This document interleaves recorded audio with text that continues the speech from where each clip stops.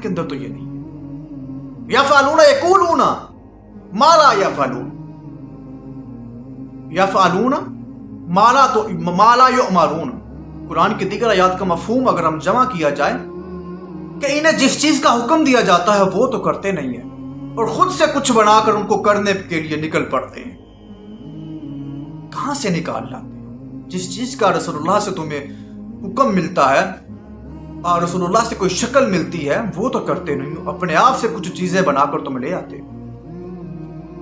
لوگ کہتے ہیں جی عید میلاد النبی منانا جائز ہے، آتش بازی کرتے ہیں، سب کچھ کرتے ہیں، سب کچھ ڈھول دھمکے کرنا، یہ باہر جلوس نکالنا جائز ہے.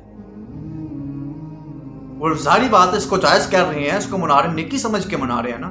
تو میرا صرف ان سے ایک سوال بنتا ہے، گالی مت دیجیے گا، تحقیق کیجیے گا، سوچیے گا.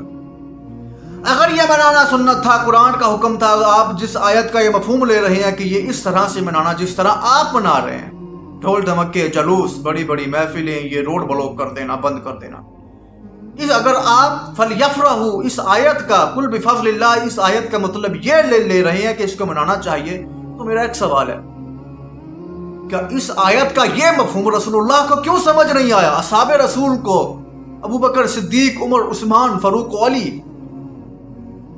ان اصحاب کو، عبداللہ بن مسعود کو، بڑے بڑے جو مفسر اصحاب تھے ان کو کیوں سمجھ نہیں آیا جو آپ کو سمجھ آیا ہے؟ محدثین، فقہا باقی چھوڑیں، امام ابو حنیفہ کا کیوں سمجھ نہیں آیا جس کی آپ تقلید کرتے ہیں، جس کو آپ امام اعظم مانتے ہیں؟